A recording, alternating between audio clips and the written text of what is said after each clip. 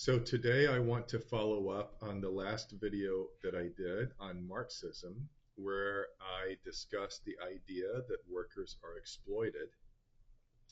And I want to zoom in a little deeper on the last point of that video, which is that it's quite the opposite. Workers are not exploited. They are given virtually everything they have by the capitalists. So that's why the title of this video is The Rich Have Given Us Everything We Have. That is a crazy notion to many people. You generally hear in the media, in the movies, amongst political commentators, that the rich are taking from the poor. Nothing could be further from the truth than that. So let me explain how. First, the rich usually become rich by producing and creating, by being innovative, by thinking of ideas and inventions, solutions to our problems. Henry Ford with the automobile, somebody with a hula hoop, Bill Gates with Microsoft. I mean, invention after invention, idea after idea of things that have made our lives better. So look around you in your home, wherever you are now. You're on a computer or a phone, you're wearing clothes, you're in a building or a private home, you've got running water, you've got groceries, food in the fridge, you've got furniture, you've got sanitation equipment, you've got shoes, you've got everything you need to get by in life.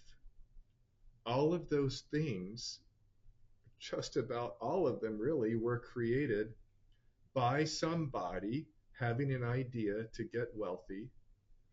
And in doing so, they created something that you can use. All of these things that were created were first ideas. And so putting those ideas into action, which by the way takes a lot of risk, which the entrepreneur bears, is what has given you all these things that you have, given me all these things that I have, everything I see around me right now, this camera, this computer. I didn't create it, somebody else did. So that's how people usually get rich, by creating something of value. I know there's inheritance, of course, about 1/3 of the wealthy inherited their money. But as research shows, wealthy people usually lose their money within about two, forget whether it's 2 or 3 generations. So, but nonetheless, the money to begin with came from ideas, from creations, from solutions, innovations. So that's where the wealth comes from. Now, to the main point of what I want to argue, and what I argued in the last video on Marxism, that wealth that was created is what funds most of everything we have. It funds the creation of all the goods and services that we have, and it pays our wages. So the wealth of the wealthy is not mostly in their home or their cars or their boats. That's a very small portion of their wealth. Most of their wealth is stored in bank accounts, savings accounts, stocks, bonds, hedge fund investments. I can't think of the term.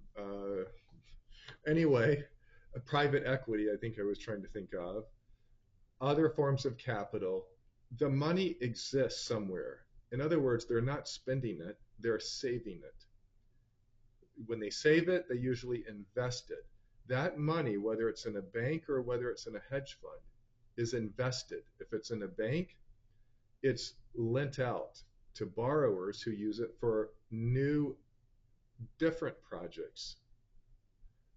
If it's in a hedge fund, if it's in stocks, it's supporting those companies or those investments. And it is generally creating more wealth. So, in general, as a rule, the money that the rich own are used by somebody else. The rich are not using that money. They might be. If they are, they're using it for their own projects, which usually consist of creating new and additional goods and services. Otherwise, it's invested and it's used by others to create new and additional goods and services. So think about your job and your career. Likely you work for a company or you own your own company. Either way, your company or the company you work for needs capital. It needs money. Watch the show Shark Tank if you don't believe me. All of those people have gotten by the best they could until now, but they need money to expand, to grow, to invest, to buy factories, tools, equipment, machines, to hire other workers. They need capital. Capital is required to pay for these things before they make money from customers. Customers essentially compensate after the fact. But to start a business, to buy the factories, machines, tools, hire workers, you need capital before you even get money from your customers. So that capital sustains them. Again, think about the company you work for. Doesn't it have a building? Doesn't it have maybe a factory? Doesn't it have a lot of workers? Don't they buy products and services in order to transform them into other different final products and services that the company produces? All of that requires capital. It has to be paid for. Who do you think pays for that? When you get hired, someone offers to pay your wage. Who is paying for that? Okay, the company. But how? Does the company have the money? No, they don't. They get it from capital. They either get it from shareholders who invest in those companies, or owners if it's a very small company, which is usually via a bank loan, or they get it through outright loans, through issuing debt, by issuing bonds, or actual bank loans. But again, that's money that other people have saved and they're not using. Usually the rich. Most of the capital that is used to pay your wages, to fund the company you work for, to buy all the tools, the factories, the machines, the building, pay for the insurance, for the lights, all the other utilities, that comes from capital, usually from the rich. Why usually from the rich? Because the rich have more money than most people. Most of the money that exists is from the rich. To the extent that you have $30,000 in savings invested in the stock market or the bank, okay, well, you're contributing also to capital that's providing funding for some part of the production process. But hopefully you can see by now that the key to our lives is production, the creation of goods and services, and that production and wages to create that production are generally funded by capital. And most of the capital comes from the rich. So the rich generally support our lives and give us most everything we have, either through the creation, the invention, the entrepreneurship to put those ideas into action and to turn them into an actual product or service, or by way of merely being a passive capitalist. Yes, the passive, rich 90-year-old woman who does nothing but have her money in the bank is creating wealth for you because some entrepreneur somewhere, some business is using that capital and creating goods and services for you. So Therefore, it is the rich with all of their money, all of their capital, that is funding and creating virtually all goods and services. So, I was going to say in that way, but it's not just in that way, it's just plainly in general. The rich generally are responsible for everything we have. And so think about that. We get paid a wage. We think we're valuable, we're working hard, but we're not creating the ideas.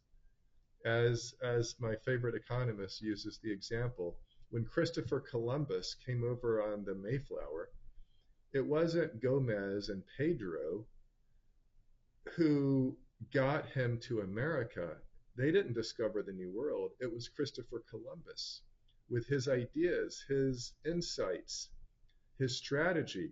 It was presumably the government of Spain or whoever funded him. Maybe it was private investors, I don't know, who provided the capital to pay for the ship, to pay for the food, to sustain them, for the guns they used or whatever they needed to get to the New World. It was the guiding, directing intelligence of Columbus and the idea people that get things done. So we rely on the idea people for the ideas. We rely on the entrepreneurs with their skills and knowledge and risk taking to execute those ideas and put them into action, transform the ideas into actual goods and services. Then we get paid as workers to step in and say, oh, you want me to do this, that, and the other because that's your idea, that's your invention. Okay, I'll do that. You tell me what to do, I'll do it. Together, we all get these things done. But that's the rich funding the idea, creating the idea, paying us to do the work, and then we benefit A, by receiving the wage, and B, by being able to use that wage and buy the good and service being created. So the rich help us have incomes to buy everything we need.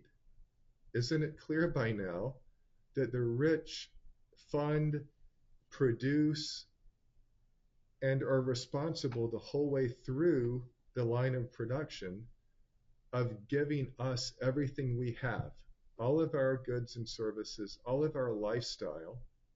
It's from the rich, even from passive capitalists who do nothing and don't even know what their money is doing. It is not the workers who come up with ideas, usually. If they do, they become rich, usually. But in general, it's not the workers who come up with the ideas, who take the risks, who strategize. They're working 9 to 5, they go home at night. It's the hardworking 18-hour-a-day workers, the idea people, the people with money, however they got it, that are doing a large part of the work. It all goes together. We all do the work. We all get it done. But without the capital, without the ideas, without the risk taking, without the guiding, directing intelligence, mostly we would have nothing. So it is the rich who have given us just about everything we have. Think about that. Bye.